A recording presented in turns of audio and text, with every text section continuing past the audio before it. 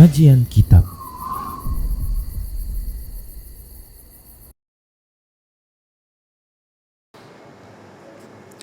Assalamualaikum warahmatullahi wabarakatuh.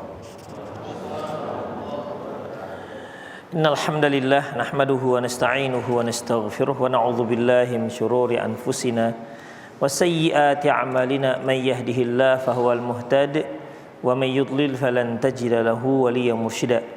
Asyhadu la ilaha illallah wahdahu la syarikalah wa asyhadu anna Muhammadan 'abduhu wa rasuluh alladzi la nabiyya ba'dah.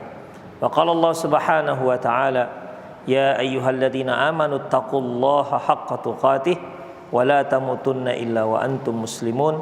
Ya ayyuhalladzina amanu taqullaha wa qulu qawlan sadida yuslih lakum a'malakum wa yaghfir lakum dhunubakum wa may yuti'illaha wa rasulahu faqad faza fawzan 'azima.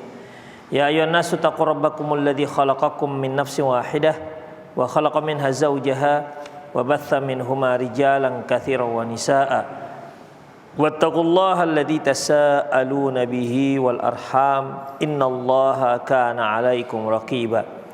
Amma ba'du, inna asdaqal hadithi kitabullah wa khairal hadi hadi Muhammad sallallahu alaihi wasallam wa syarrul umur muhdatsatuha wa kullu muhdatsatin bid'ah wa kullu bid'atin dhalalah wa kullu dhalalatin finnar.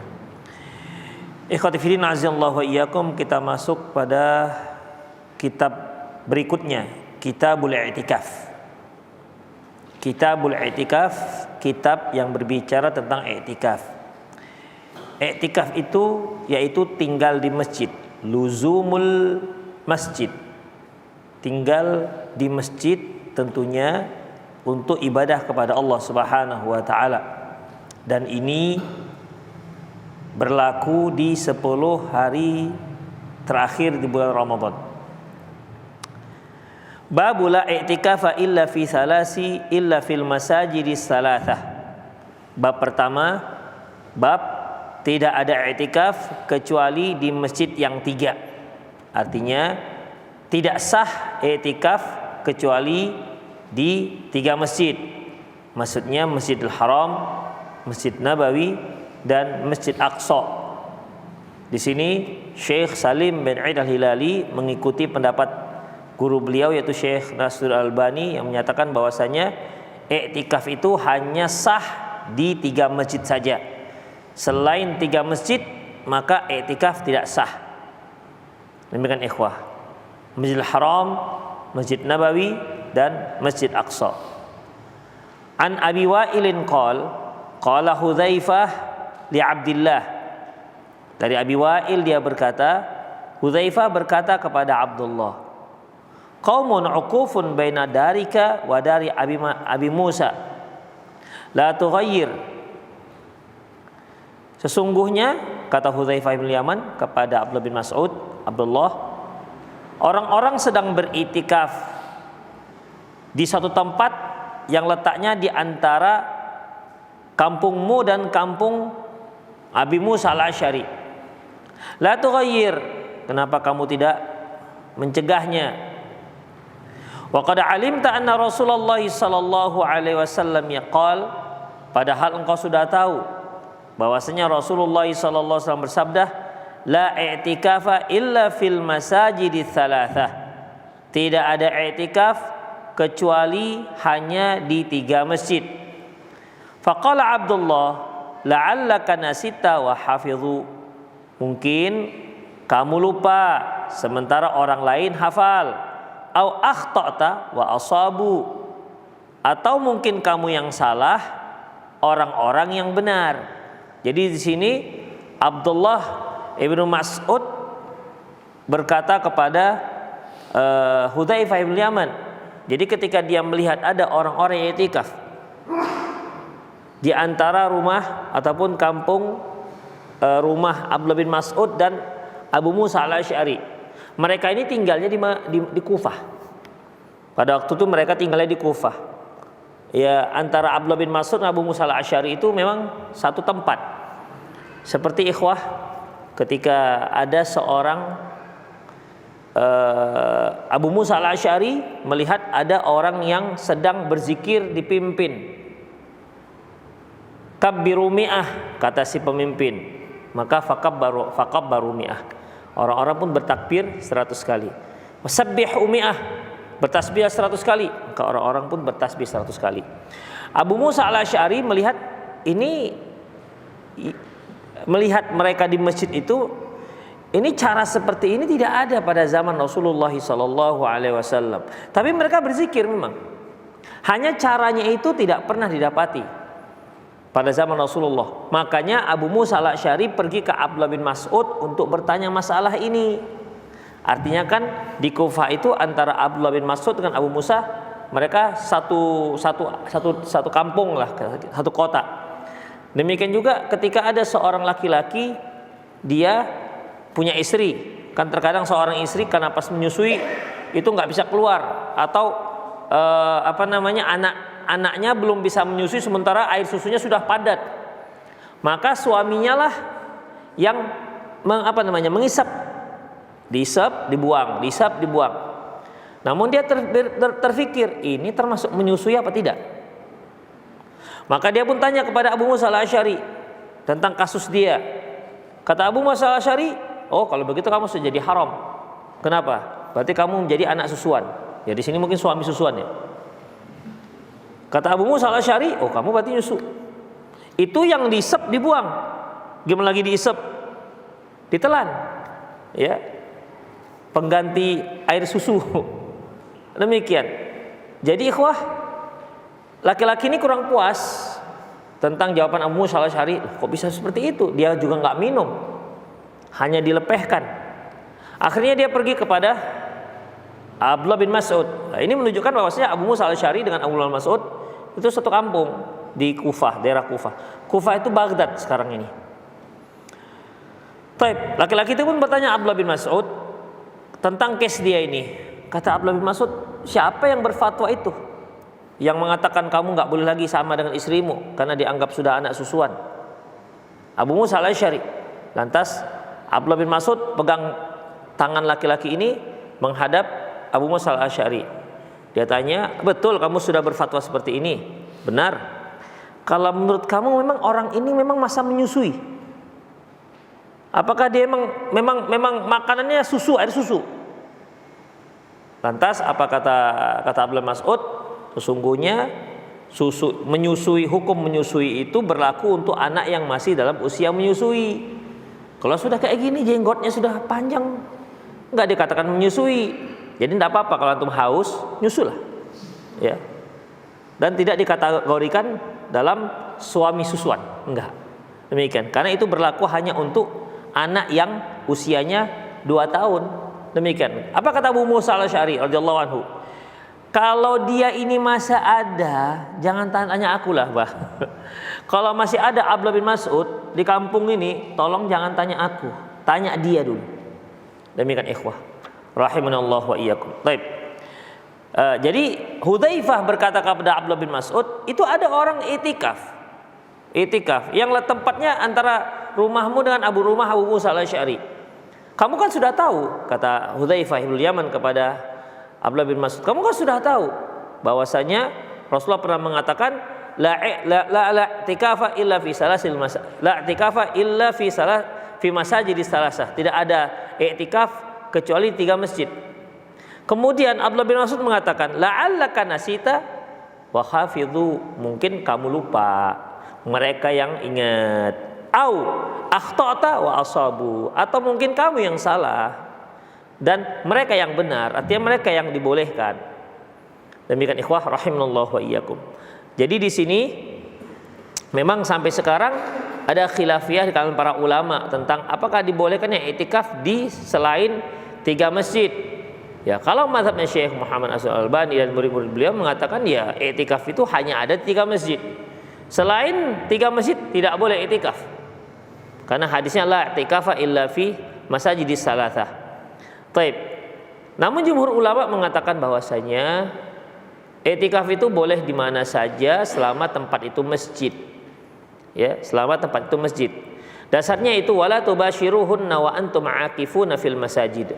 Janganlah kalian itu menyentuh istri kalian, wa antum aakifuna fil masajid, sementara kalian sedang i'tikaf di masjid-masjid. Wa antum aakifuna fil masajid. Fil masajid ini kan menunjukkan banyak masjidnya, tidak hanya 3 masjid. Artinya selama kalian i'tikaf di masjid, dimanapun masjidnya, selama tempat itu masjid, maka janganlah kamu melakukan hubungan dengan istrimu. Demikian ikhwah, inilah yang dijadikan sebagai dasar tolak ukur pokok tentang hukum i'tikaf. Makanya banyak sekali para ulama, jumhur para ulama menyatakan bahwasanya boleh i'tikaf. Di Prona ini boleh i'tikaf. Pokoknya di Masjid Abu Bakar boleh, di masjid mana saja, asalkan dia itu masjid yang ada sholat Jumatnya. Demikian ikhwah, di masjid yang ada sholat Jumatnya. Kenapa demikian? Karena kalau seseorang itu niat i'tikaf, dia tidak boleh keluar masjid. Tidak boleh keluar masjid kecuali untuk hal-hal yang penting, yang nggak mungkin dilakukan di dalam masjid. Misalnya tidak ada yang menyediakan makanan, maka mau tidak mau dia harus keluar masjid untuk mencari makanan. Atau dia mau buang air besar, ya nggak mungkin lah dia bawa pispot ke dalam masjid kemudian dibuang keluar. Dia mau mandi dan seterusnya, sesuatu yang penting. Tapi kalau dia nggak penting, nggak boleh. Makanya tidak ada i'tikaf itu, tidak boleh orang yang sedang i'tikaf itu kemudian dia dia menjenguk orang sakit, dia mengunjungi jenazah, tidak dibolehkan. Kenapa? Karena dia sedang i'tikaf. Jadi orang i'tikaf itu benar-benar dia luzumul masjid. Dia tetap berada di dalam masjid, nggak boleh dia keluar masjid, kecuali untuk hal-hal yang penting, menjemur pakaian misalnya, nggak mungkin dalam masjid. Mau tidak mau dia harus keluar dari masjid. Demikian ikhwah, rahimani Allah wa iyyakum. Taib, itulah hukum terkait dengan i'tikaf. Taib. Terus bagaimana dengan ini? La i'tikafa illa fi masajidi salasah. Tidak ada i'tikaf kecuali di masjid yang 3. Permasalahannya, ayat mengatakan wala tubashiruhunna wa antum aakifuna fil masajid.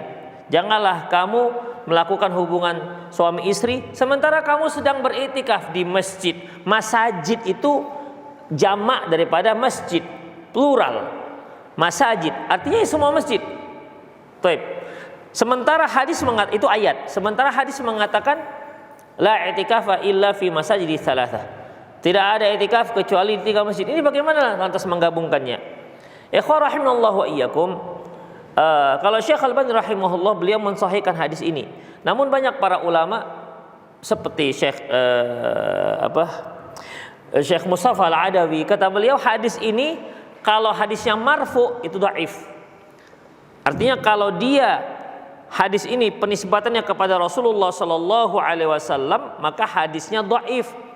Tapi hadis sahihnya penisbatannya dari keucapan Abdullah bin Mas'ud, bukan ucapan Rasulullah.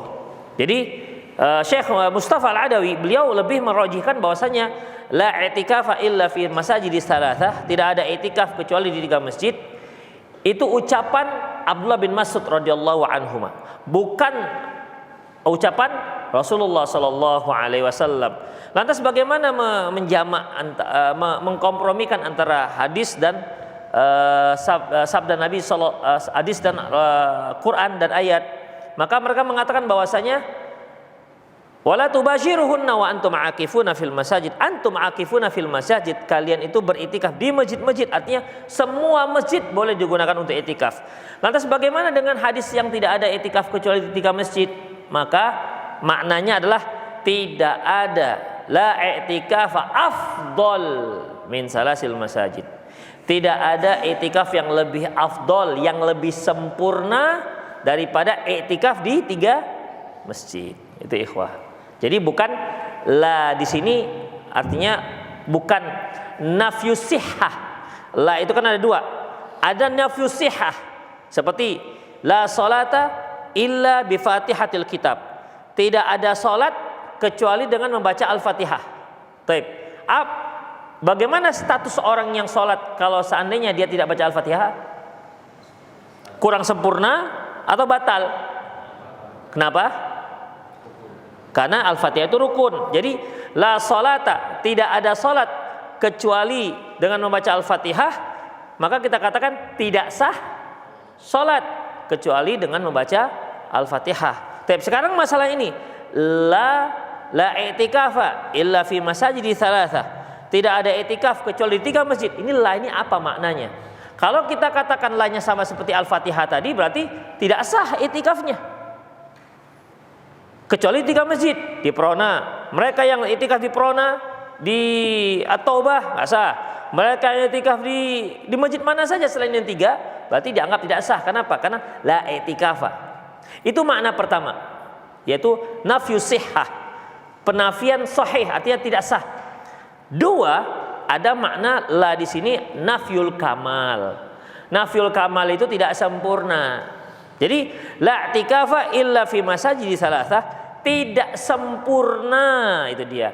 Tidak sempurna i'tikaf kecuali di 3 masjid. Berarti i'tikaf yang sempurna di 3 masjid. Di masjid-masjid yang lain, gimana? Sah nggak? Sah. Demikian ikhwah. Saya berikan contoh. Sabda Nabi SAW, la imana liman la amanatalah. Tidak ada keimanan bagi orang yang nggak melaksanakan amanah. Kira-kira orang yang tidak melaksanakan amanah itu, ya, dikatakan tidak ada iman. Tidak ada iman ini 2 loh maknanya. Bisa artinya tidak sah keimanannya, artinya murtad.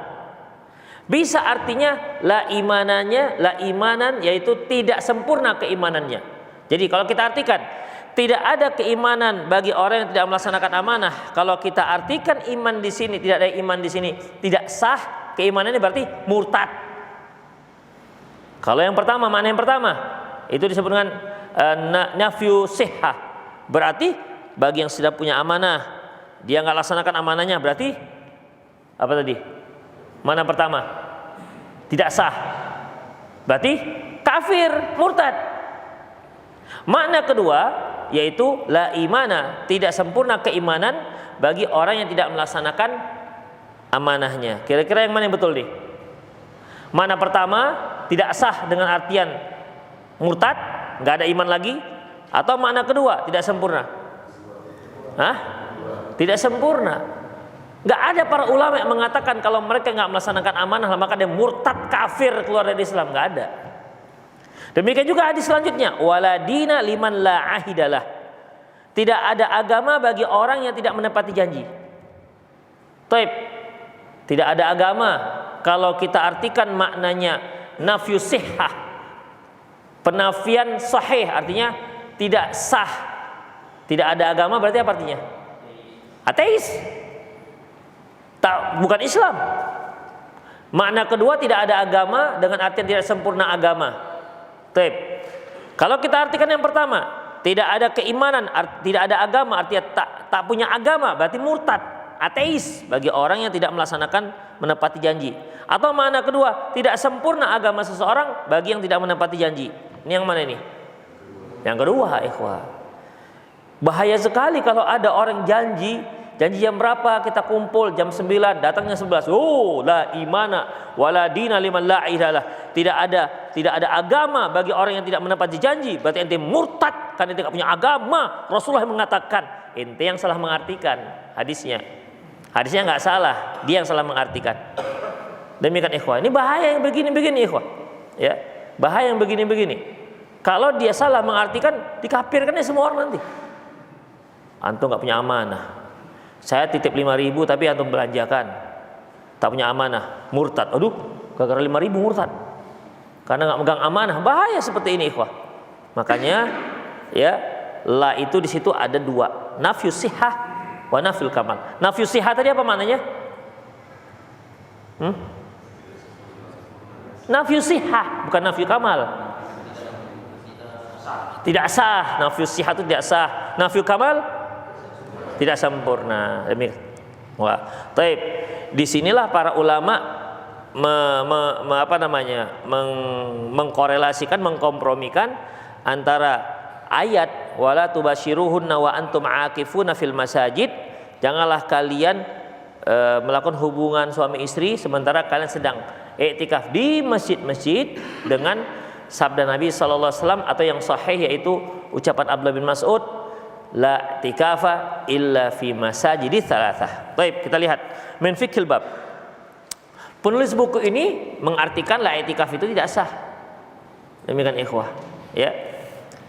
Min fiqhil bab qala syekhuna fi qiyam Ramadan, berkata syekh kami dalam kitab Qiyam Ramadan. Siapa syekh kami ini? Syekh Muhammad Nasir Al-Albani. Summa waqaftu ala haditsin sahihin sarihin yukhassisul masajid al-madhkurah fil ayati bil masajid thalatha.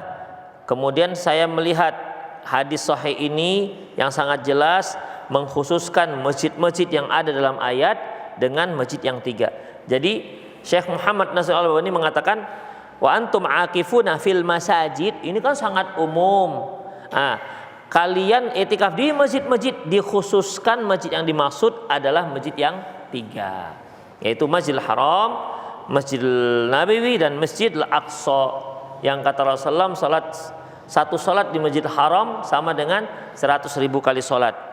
Ya, jadi kalau kita salat satu kali salat zuhur berarti sama dengan kalau 100.000, kalau setahun 365, kalau berapa tahun itu? Enggak, lebih. Coba kalikan ikhwah. Coba 5 100.000 bagi 365. Bagi 365. Berapa tahun? Nah, itu 273 tahun. Bayangkan, kita satu salat zuhur sama seperti berapa tadi? 272 tahun. Salat di Masjid Prona, salat di Masjid Abu Bakar. Makanya umroh ya Jiang ya? Iya.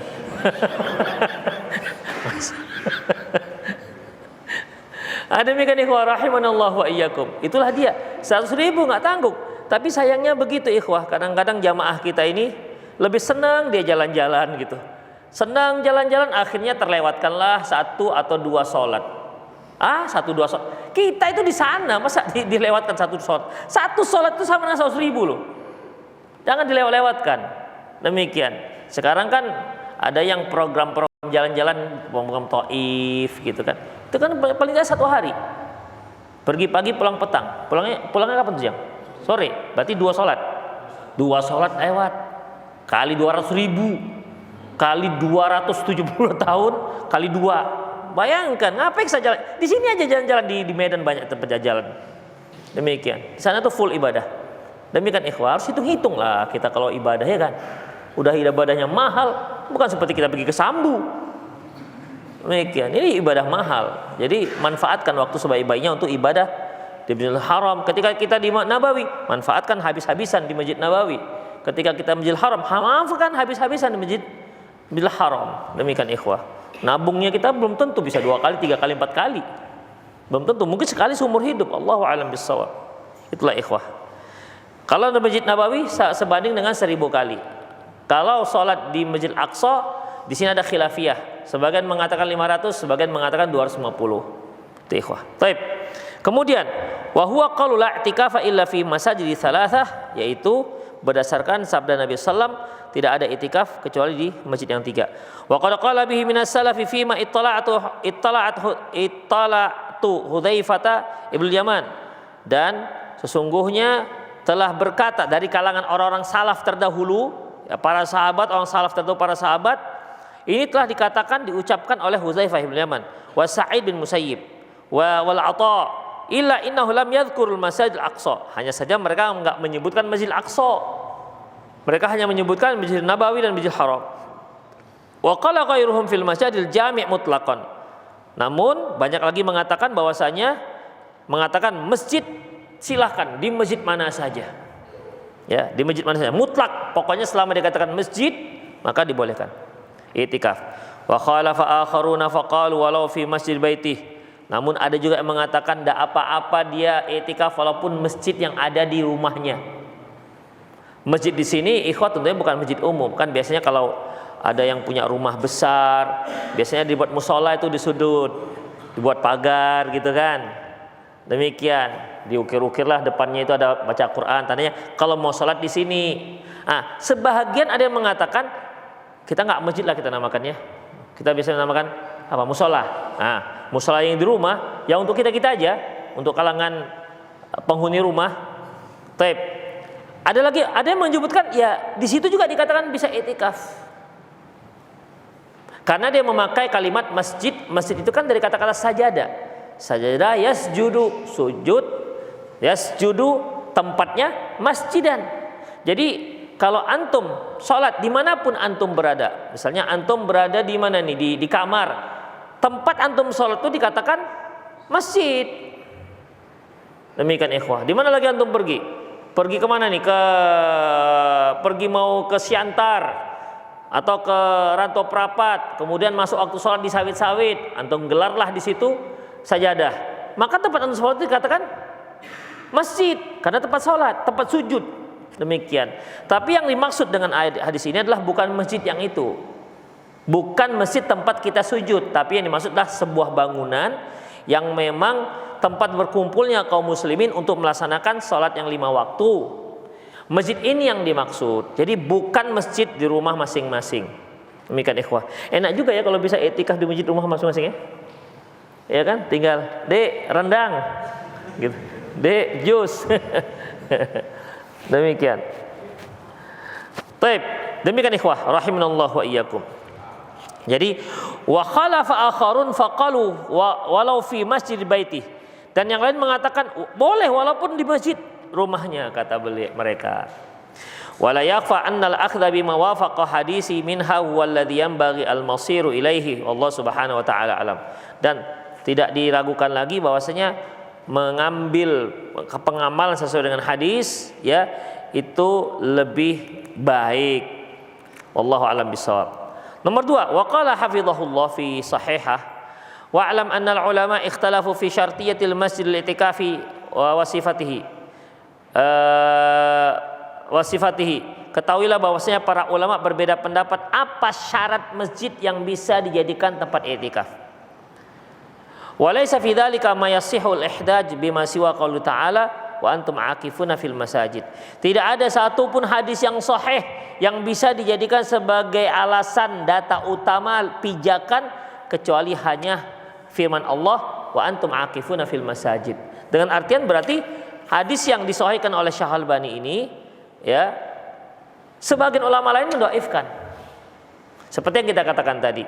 Seperti Syekh Mustafa Al-Adawi hafizahullah mengatakan hadis yang itu ucapan Rasulullah la i'tikafa illa fi masajidis salatah, tidak ada i'tikaf kecuali di masjid yang 3, itu dhaif. Kalau dia ucapan Rasulullah dhaif, tapi yang riwayatnya dari ucapan Abdullah bin Mas'ud itu baru yang sahih. Makanya di sini juga disebutkan bahwasanya tidak ada satupun hadis yang sahih kecuali dasarnya yang sahih kecuali wa antum aqifuna fil masajid. Wa hadzal hadis sahih. Sementara hadis ini adalah hadis sahih wal ayatu ammatul hadisul khas. Ayat itu sifatnya umum, sementara hadisnya khusus seperti yang kita jelaskan tadi. Wal muqtadal usulu ay yahmil al 'am al khas. Sementara dalam usul fikih tentunya yang umum harus diartikan secara khusus. Yang umum harus diartikan secara yang khusus. Apa ya contoh lainnya biar mudah? Umum tapi kita artikan dia itu harus khusus. Apa contoh lain? Ada yang ingat? Umum tapi sebenarnya maknanya khusus dengan dalil yang lain. Tuh, belum ketemu. Kemudian wa alaihi fal hadisu wa alaihi yadullu kalamu Hudzaifah wa haditsah. Dan ini merupakan menunjukkan makna daripada ucapan Hudzaifah dan hadisnya. Wal atharul mukhtalifatu aidan, demikian juga dalam ucapan-ucapan para sahabat yang berbeda-beda. Wal aula al akhdhu bima wafaqal hadisu minha.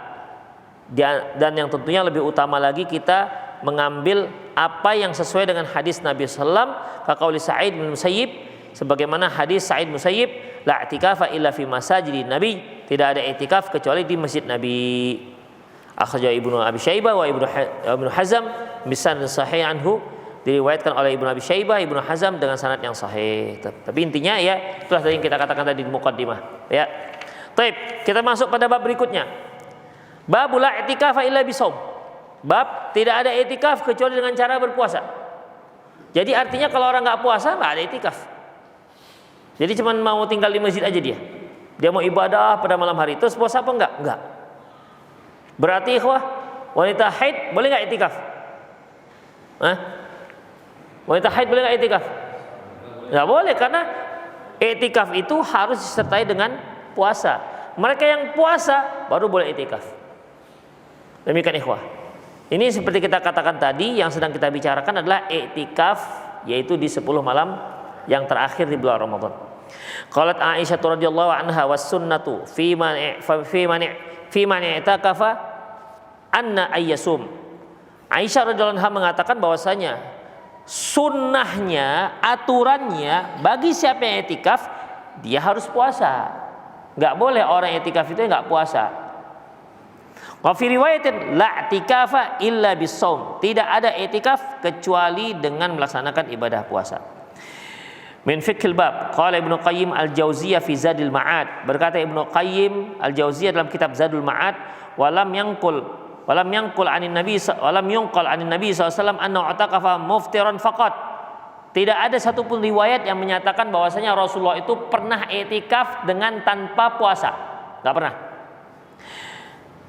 Bal qad qala Aisyah, bahkan Aisyah mengatakan qad qalat Aisyah la i'tikafa illa bisawm. Tidak sah i'tikaf kecuali orang yang berpuasa. Walam yadhkurillahu subhanahu wa ta'ala i'tikafu illa ma'asawm. Dan Allah subhanahu wa ta'ala juga tidak menyebutkan i'tikaf kecuali bersamaan dengan puasa. Wala fa'alahu Rasulullah illa ma'asawm. Rasulullah juga nggak pernah i'tikaf kecuali disertai dengan puasa.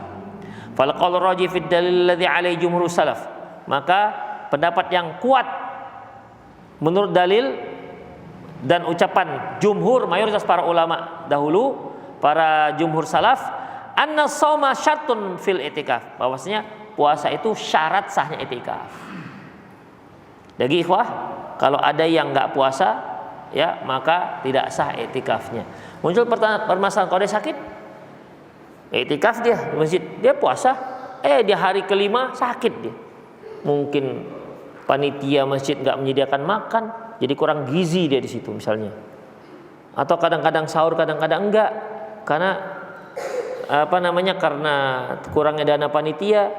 Makanya ikhwah, kalau antum mau i'tikaf ya, pastikan ada enggak di situ sahur, ada enggak di situ buka puasa. Kalau enggak ada, pastikan istri antum bisa ngantar makanan. Ya, jangan mengharapkan orang infak. Adanya itu nanti. Iya, kalau ada nanti aja, kalau enggak ada nanti gimana? Kita nggak bisa keluar masjid masalahnya, ya. Kita nggak bisa keluar masjid. Jadi pastikan dulu bahwasanya BKM masjid menyediakan fasilitas buka puasa dan sahur. Kalau BKM masjidnya nggak menyediakan gimana? Memodal lah kalian sikit. Masa nggak memodal? Memodal sikit. Artinya apa? Ya belilah. Kan bisa COD sekarang ini, pesan apa langsung datang, demikian ya. Tapi intinya sediakanlah fulus ya, demikian fulus. Jangan mengharapkan orang, mengharapkan malaikat datang bawa pecel, aduh nggak usah ya. Tetap upayakan untuk sendiri, karena kita ibadah sendiri gitu. Itu kan sama seperti minta-minta jadinya kan, kalau berharap seperti itu. Demikian ikhwah. Tapi kalau memang BKM sudah menyediakan, pokoknya yang mau i'tikaf kita sediakan buka puasa dan sahur, aman berarti. Tapi kadang-kadang kan nggak sesuai dengan ekspektasi kita buka puasanya. Rupanya buka puasanya cuman bubur candil, nggak ada yang lain. Kita kalau nggak pakai nasi kan nggak nendang. Jadi ini aja Pak, bubur aja. Ya iyalah gimana? Ya udahlah, tahankanlah gitu kan sampai sahur. Sahurnya Pak bubur candil lagi gitu. Sahurnya bubur candil lagi itu gimana? Ya udahlah, insyaallah tenaga bubur lah, pertahankan sampai sore. Gimana lagi kan? Itulah ikhwah.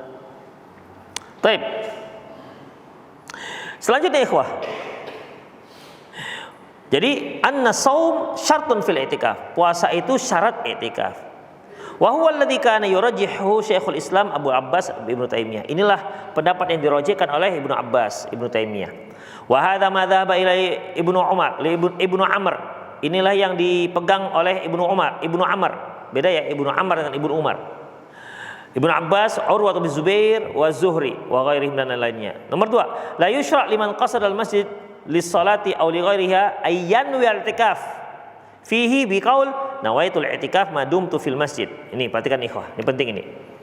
Tidak disyariatkan bagi mereka yang datang ke masjid untuk salat atau yang lainnya, lantas dia berniat untuk i'tikaf dengan mengatakan nawaitu i'tikaf ma dumtu fil masjid, aku berniat untuk i'tikaf selama aku di dalam masjid. Kadang-kadang kan begini ikhwah, dia mau ke masjid nih zuhur, kemudian sambil menunggu asar, habis zuhur dia menunggu asar misalnya, kemudian dia niatkan i'tikaf.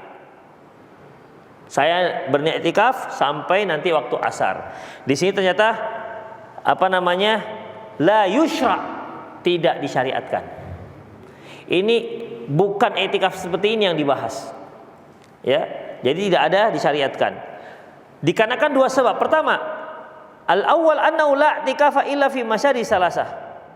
Dikarenakan ini penulis kan beliau berpendapat i'tikaf itu hanya di 3 masjid. Alasan pertama karena itu bukan 3 masjid. Tapi kalau jumhur kan bisa. Yang kedua, annahu la i'tikafa illa bisaum. Yang kedua, tidak ada i'tikaf kecuali dengan puasa. Berarti i'tikaf itu hanya ada di bulan puasa, di bulan Ramadan. Ya, di bulan Ramadan. Wa qad fashat hadhihi al-bid'ah inda jamaatil da'wah wa tabligh. Dan kebid'ahan ini menyebar di kalangan jamaah tabligh. Wa laisa lahum salaf, dan tidak ada salafnya. Wala ya'tamidu ala atharati min ilmi dzalik.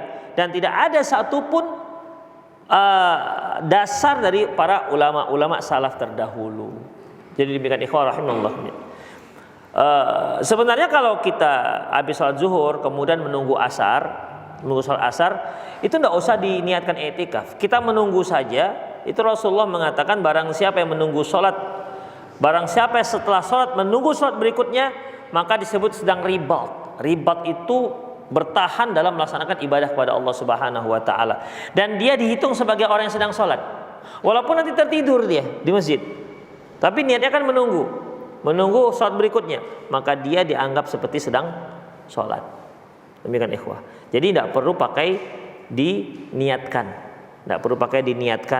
bahwasanya dia i'tikaf, karena i'tikaf itu adanya di 10 terakhir. Kita tuntaskan nggak ini ya? Dikit lagi. Babun ma yuhramu 'alal mu'takif. Bab apa saja yang diharamkan oleh orang yang sedang beriktikaf. Qala Sayyidah Aisyah radhiyallahu anha, was sunnatu fil mu'takif illa alla yakhruj illa li hajatihi allati la budda minha.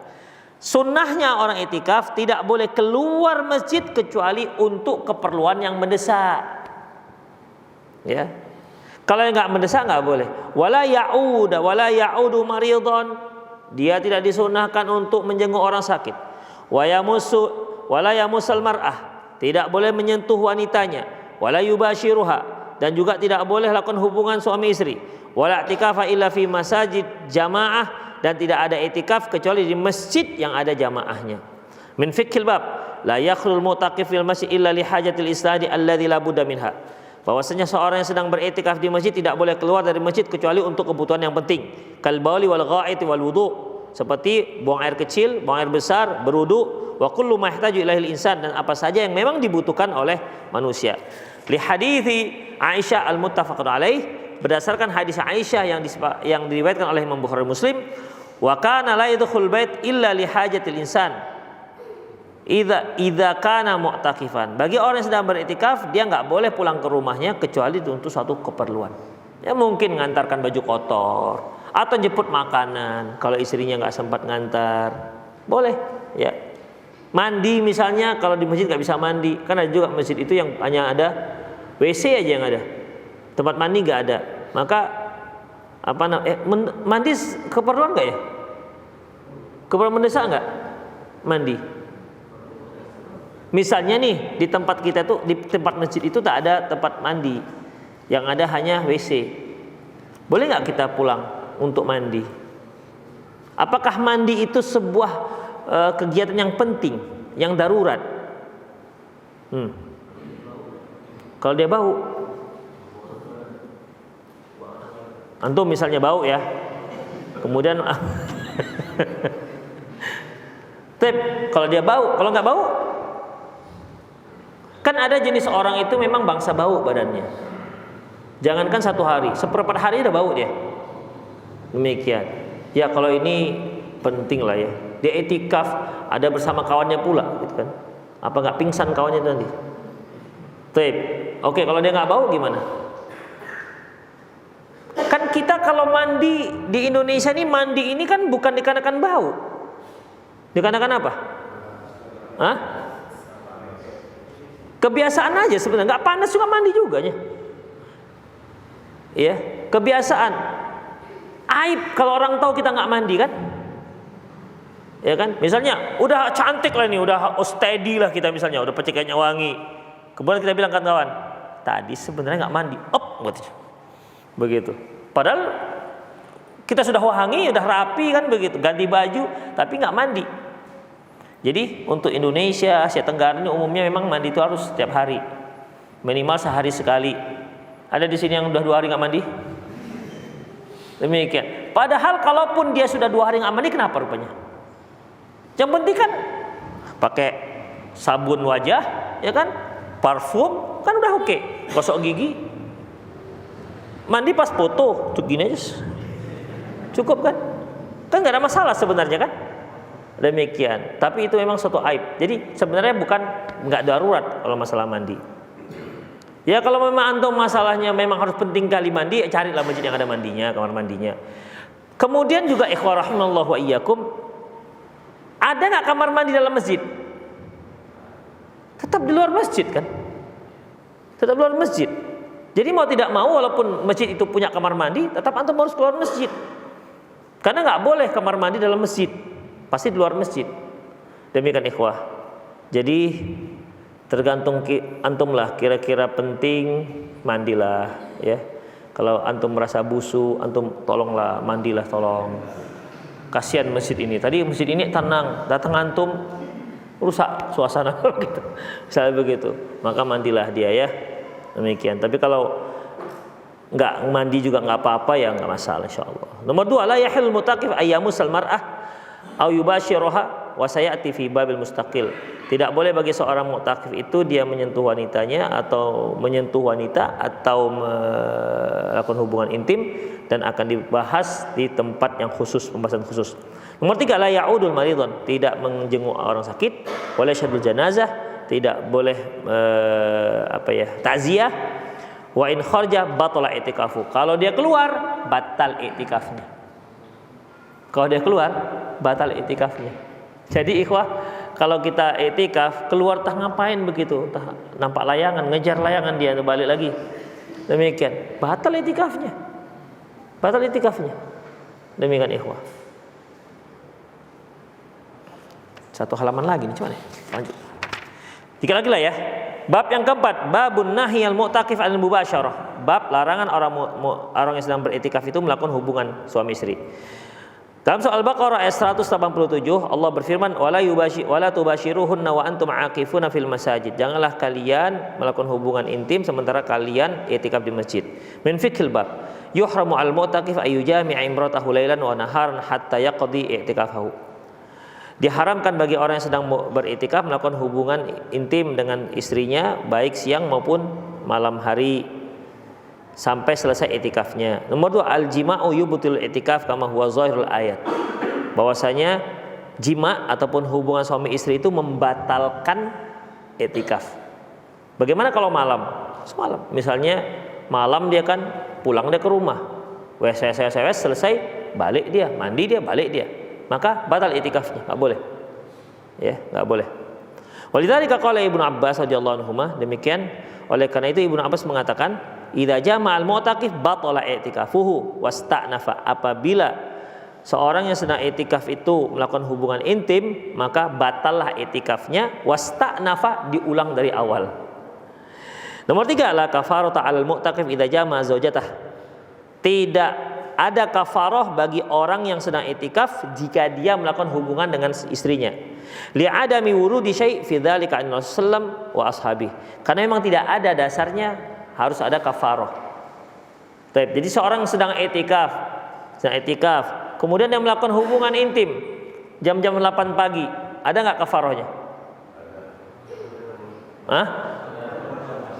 Iya. Kafarahnya kafarah puasa jam 8 itu kan sudah mulai puasa. Karena tadi la i'tikaf illa bisawm, tidak ada i'tikaf kecuali dengan puasa. Berarti kalau dia lakukan hubungan intim jam 8 pagi, batal puasanya dan i'tikafnya. Dia harus melakukan kafarah. Ya kan? Apa kafarahnya? Puasa 2 bulan berturut-turut. Itu ikhwah. Tapi kalau dilakukan jam 8 malam, batal i'tikafnya. Puasanya sah. Itu ikhwah. Udahlah, dah mahir lah antum masalah i'tikaf. Ya. Baik, demikian aku qouli hadza wa astaghfirullah li wa lakum wa lisal muslimin innahu al-ghafur. Silakan yang mau bertanya. Ya. Assalam. Ya, fenomena. Awak ngeri kali jawab kalau ada fenomena ini. Ya. Pertama di Indonesia. Ya. Jadi saat i'tikaf usianya kerja. Ya. Malamnya i'tikaf pergi. Ya. Karena tadi kalau dari fikih tadi kalau kita selain yang merusak maka batal. Ya. Kemudian satu lagi pada saat puasa. Jadi pada saat Ramadan itu kan prime time. Ya. Harga tinggi itu. Jadi artinya harga hotel itu sayang lagi satu hotel, kita nggak tinggal di hotel. Sementara Sayang ceritanya ini. Udah sayang ini susah emang, memberikan hukum karena sayang ini repot emang. Terus sebagian jemaah itu nggak mau di haram. Ya. Ya mungkin tadi karena dia lebih nyaman tidur di hotel. Ya.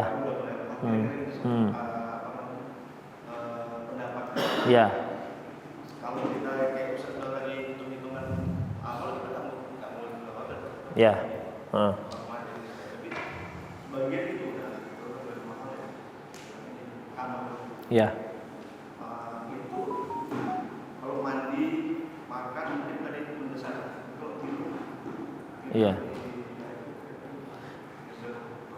Ikhwah rahimallahu wa iyyakum mengenai i'tikaf, siang kerja malam i'tikaf. Siang bekerja malam i'tikaf.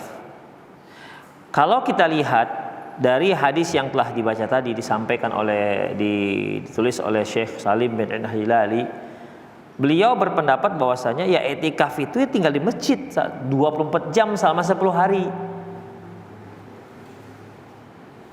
Begitu. Ya. Kalau seandainya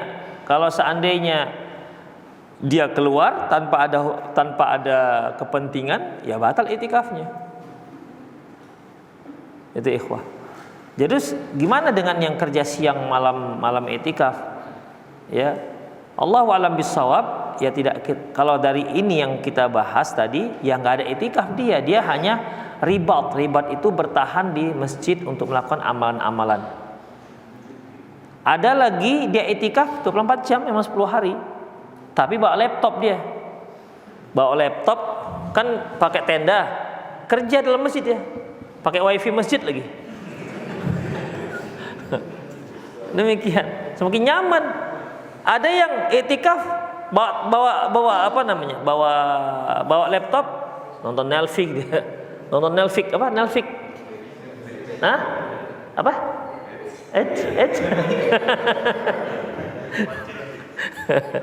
Demikian, nonton ini i'tikaf atau mau ngapain ini? I'tikaf itu kenapa kita ke masjid? Supaya kita menghabiskan waktu kita untuk ibadah. Kalau toh nonton juga, update status, alhamdulillah hari ketiga sangat nyaman beribadah, semakin dekatlah saya diri dengan Allah dan semakin dekat dengan malaikat maut. Ya, hanya untuk update untuk apa, ikhwah? Rahimanallah. Jadi itu dia, Allahu a'lam bishawab. Kemudian bagaimana kalau yang dia iktikafnya di di hotel? Memang ikhwah ada yang di hotel Zam-Zam itu ada menyediakan musola dia. Jadi dibuat kaca, nampak itu Masjidil Haram. Ikhwah, yang namanya iktikaf itu di masjid, bukan di musola. Demikian ikhwah, bukan di musola. Terus ketika kita iktikaf di musola itu, kemudian adzan berkumandang, kita sholat di situ mengikuti jamaah Masjidil Haram. Sah apa tidak? Nggak sah. Kenapa? Kita hanya boleh ikut berjamaah kalau jamaahnya itu nyambung. Dia harus nyambung. Misalnya dia di dalam penuh, di halaman, nyambung halaman, masuk ke mall itu yang Zam-Zam, kemudian ke tangga-tangga, terus sampai ke musola, boleh. Tapi kalau di halaman saja sudah putus, kemudian kita sudah buat susun saf di musola, walaupun nampak Ka'bah, nggak boleh. Nggak boleh. Kalau gitu ya kita putar TV aja udah. Putar TV, orang terawih, terawih di Medan. Iya kan, bisa kan? Terawih lah kita di Medan. Demikian, jam berapa kau terawih di sana? Kalau di sini jam berapa? Jam 2 ya? Hah? Jam 12 kan? Begitu sholatul jamiah, hidupkan TV Mekah kan? Safur kita pun rapat dengan istri kan, dengan anak, jangan dengan istri lah, nggak bisa satu saf. Udah Allahu Akbar, waduh masya Allah, di rumah sholat serasa Masjidil Haram, ikuti Masjidil Haram lewat TV. Ya nggak bisa. Demikian. Dan banyak yang seperti itu di Masjidil Haram, dia malas ke masjid. Jadi begitu qomat main gelar aja di pasar, di jalan itu digelar set. Orang Indonesia ikut juga samping-sampingnya. Ada yang 3, ada yang 4. Padahal halaman juga belum sampai. Nggak boleh. Ya, kecuali sudah penuh silahkan. Ya, seperti kalau kita sholat Id. Sholat Id itu masya Allah. Kalau antum masih di Misfalah yang sekitar 1 kilometer, itu kalau antum terlambat, habis subuh baru keluar, begitu keluar tangga langsung saf. Itu sudah 1 kilometer dari Masjidil Haram, udah penuh sampai jalan-jalan. Kalau begitu boleh, tapi kalau dia nggak nyambung nggak boleh. Sama seperti ini, nggak boleh kita sholat di selasar ini, di halaman-halaman di teras. Kalau ini nggak penuh, kalau dia penuh baru boleh kita isi itu. Demikian. Jadi kalau seandainya dia nggak, kalau dia sholatnya di musola hotel, walaupun nampak tetap nggak boleh, dan nggak bisa juga iktikaf di situ. Ini kan nggak bisa iktikaf. Dan kalau kita mau ibadah nggak usah pakai sayang lah, ya nggak usah pakai sayang. Ya kalau seandainya mau murah, pergi backpacker, ya kan, sewa villa 1 untuk 15 orang untuk mandi aja, untuk letakkan koper, sisanya di masjid, ya kan. Nanti pas buka puasa, ya berharaplah semoga dapat yogurt, ya kan. Dia rata-rata kan bagi yogurt, tapi banyak juga ikhwah dapatnya. Demikian. Di tempat khusus, tapi kalau tempat yang di atas, paling atas rooftop itu, siap-siaplah dapat kurma dengan air Zam-Zam, itu aja udah nasibnya di atas itu. Tapi kalau yang tersebut terakhir, Allahu a'lam bishawab, itulah ikhwah rahimanallah. Jadi nggak boleh, ya, tidak boleh kita iktikaf di musola, dan tidak boleh kita sholat berjamaah di musola itu mengikuti Masjid Nabawi, kecuali kalau safnya sampai ke musola itu. Demikian, Allahu a'lam bishawab. Ada lagi?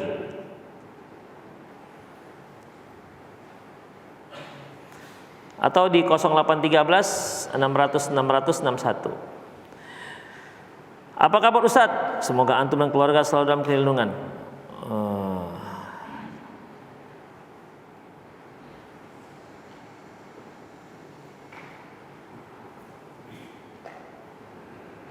Mohon doa dan nasihatnya Ustadz supaya Anda tetap istiqomah. Jazakumullah khairan. Ya, nasihat saya ikut ngaji aja. Ikut ngaji, ketemu dengan teman-teman yang soleh, yang baik, insya Allah istiqomah. Tapi kalau sudah nggak ngaji, jangan harap, pelan-pelan akan hilang. Ikhwan. Ya di samping doa. Untuk istiqomah itu yang penting ikhwan ngaji, itu aja. Doa tetap hadir ngaji.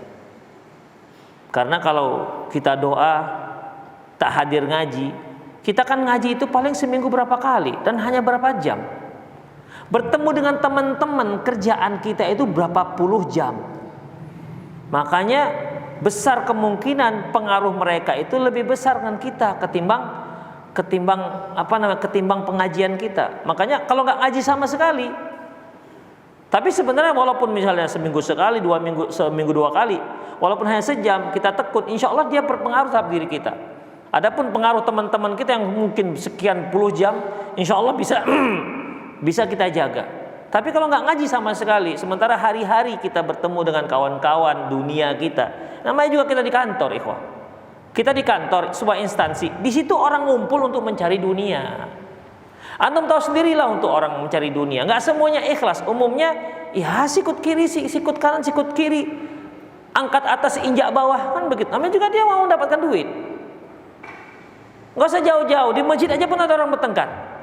Padahal masjid itu nggak tempat basah, tempat kering, nyerap pun menyerap masjid. Tetap ada yang bertengkar. Demikian. Apalagi tempatnya memang kita kumpul di situ untuk rame-rame cari duit di situ. Demikian. Pasti ada persaingan dunia. Persaingan dunia itu lebih menyakitkan ketimbang persaingan akhirat. Dan tidak ada juga orang bersaing dalam masalah akhirat. Demikian. Bapak itu sholatnya sebelum adzan dia sudah hadir. Saya 1 jam sebelum adzan. Nggak ada yang gitu. Tapi kalau bapak itu sudah beli Alphard, soal beli Welfy lah gitu kan. Demikian. Kalau gitu ada. Tapi kalau nyembelih apa itu kurbannya? Sapi. Wah, saya insya Allah saya harus 2 sapi. Tapi nggak usah dibilang-bilang. 1 sapi pak, 2 sapi. Lain lagi itu ceritanya. Kalau begitu. Jadi ikhwah itu sudah ria-riaan. Tapi kalau fastabiqul khairat, bergegas berlomba untuk mendapatkan kebaikan, boleh silahkan. Tapi jangan sampai meremehkan yang lain. Demikian ikhwah rahimanallah wa iyyakum. Jadi banyak doa kepada Allah dan jangan tinggalkan kajian. Ustadz, tapi saya kalau sudah innal hamdalillah itu Ustadz, tidur itu masa penyakit saya ini. Di rumah saya nggak bisa tidur, tapi kalau sudah ngaji innal hamdalillah macam kena sirap, tidak apa-apa, tidurlah. Paling nanti saya bangunkan. Tidak apa-apa, tidurlah. Demikian ikhwah. Ya, di pengajian itu masya Allah rahmat Allah turun, ketenangan, ya kan? Tenang aja ngaji itu. Demikian ikhwah. Taib. Ustadz, semoga Ustadz dalam bagaimana cara menghilangkan rasa kegelisahan dalam hati? Ala bi dzikrillah tatmainnul qulub. Ketahuilah dengan zikir kepada Allah hati akan tenang. Tapi Ustaz sudah zikir tapi nggak tenang juga. Tak zikirnya sembarangan. Seperti zikir subhanallah, subhanallah, subhanallah, subhanallah, subhanallah, subhanallah, subhanallah, subhanallah. Gimana mau tenang? Demikian. Ada yang kadang-kadang nggak bisa terikuti lisan. Itu gimana coba? Coba ikuti dengan lisan, gini. Nggak bisa terikuti dengan lisan, nggak terikuti. Demikian. Yang zikir menenangkan hati itu subhanallah, subhanallah, subhanallah, subhanallah. Sambil tadabbur, alhamdulillah. Teringatlah kita istri kita yang sehat walafiat, alhamdulillah. Teringatlah kita kendaraan kita yang masih bagus, alhamdulillah. Proyek lancar, itu ikhwah. Tadabbur. Jadi tenang hati.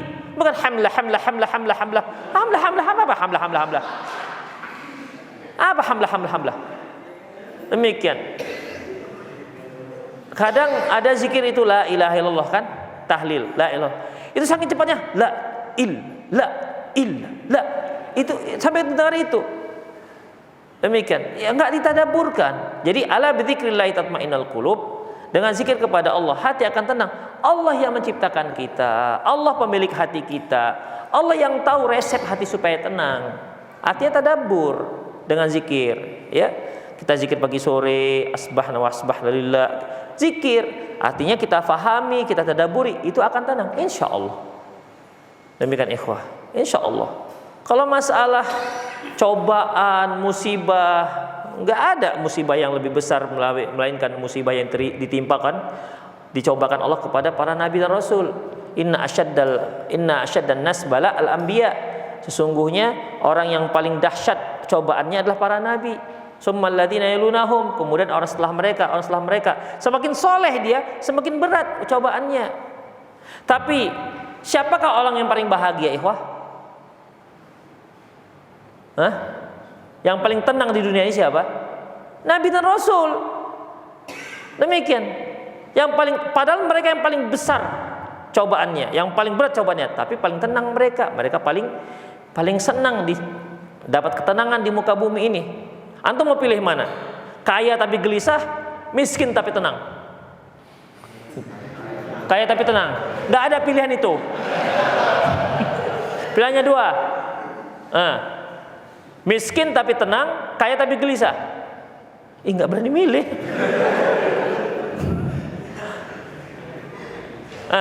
Cobalah pilih, silakan.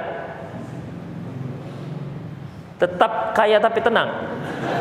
Iya, masya Allah. Ya udahlah kalau gitu, semoga. Demikian ikhwah. Tapi kita lihat bagaimana Rasulullah itu rumahnya 4x6 aja loh. 4x6 itu kan kamar kita. Itu rumah Rasulullah sudah 4x6. Demikian. Tapi mereka bisa tenang. Kemudian sholatnya khusyuk, begitu kan? Ju'ilat liya salatu qurratu aini. Dijadikan sholatku itu sebagai penyejuk hati. Begitu sholat, sejuk hati. Kenapa? Ditadabburi. Kita begitu sholat, datang kegelisahan. Pokoknya begitu sholat, semua masalah teringat. Kan? Allahu Akbar. Kunci tadi di mana? Oh, di laci. Selesaikan satu masalah. Bukan selesai masalah, habis. Blank dia, enggak. Datang masalah baru. Keriak kali orang itu tadi. Gitu. Gak selesai masalahnya, gak selesai. Ya gak layak kita pikirkan di situ. Itulah ikhwah sholat kita. Makanya gak bisa tenang sekedar melaksanakan sholat gitu aja. Tapi coba dia tadabbur, dia ketika baca alhamdulillahirabbil alamin, apa artinya? Segala puji bagi Allah, Rabb sekalian alam. Dia tadabbur, masya Allah, nikmat Allah subhanahu wa ta'ala yang telah diberikan. Insya Allah bisa khusyuk. Demikian. Tapi memang perlu apa namanya? Perlu kesungguhan dan perlu kekuatan. Karena kita alhamdulillahirabbil alamin sempat tadabbur nih, sempat khusyuk. Tapi Ar-Rahmanir Rahim bisa lari. Ar-Rahmanir Rahim, teringatlah rumah yang bocor. Wah, ayat kedua saya sudah enggak khusyuk. Tarik lagi. Maliki Yaumiddin ditarik lagi. Begitu ikhwan. Sulit ya, mau mudah surga nanti mudah. Kalau masih dunia ya begitu dia, ikhwah. Jadi dalam masalah ini ya, tenang itu mudah. Kita kembali kepada Allah Subhanahu wa taala, insyaallah kita akan mendapat ketenangan. Demikian. Tapi kalau maksud antum tenang itu tidak ada cobaan, enggak ada. Wa nabluukum bisyarri wal khair fitnah. Kami coba kalian dengan kebaikan dan dengan keburukan. Diberi kekayaan itu cobaan, diberi miskin itu juga cobaan, diberi sehat itu cobaan, diberi sakit cobaan, dua-duanya cobaan. Makanya Rasulullah Allah katakan, laqad khalaqnal insana fi kabad, kami jadikan manusia itu dalam kesusahan. Susah. Demikian. Tidak ada yang enak di dunia ini. Bahkan makanan yang sudah ada di hadapan kita pun juga harus kita dengan susah payah untuk menyulanginya ke mulut. Ditengok-tengok aja nggak jadi rezeki kita. Masya Allah nih lontong nih bagus sekali nih. Tengok aja, dikomentari aja. Dia nggak akan naik masuk ke mulut kalau nggak kita ambil. Itulah dia. Beda nanti kalau di surga, baru tidak ada yang namanya kesulitan. Itu ikhwah. Taib, itu saja kajian kita, semoga bermanfaat. Aqulu qouli hadza wa astaghfirullah li wa lakum wa lisal muslimin innahu wal ghafurur rahim. Subhanakallahumma bihamdika asyhadu an la ilaha illa anta astaghfiruka wa atubu ilaik. Wa sallallahu ala nabiyyina Muhammad wa ala alihi wa ashabihi ajma'in. Wa akhiru da'wana alhamdulillahi rabbil alamin. Assalamualaikum warahmatullahi wabarakatuh.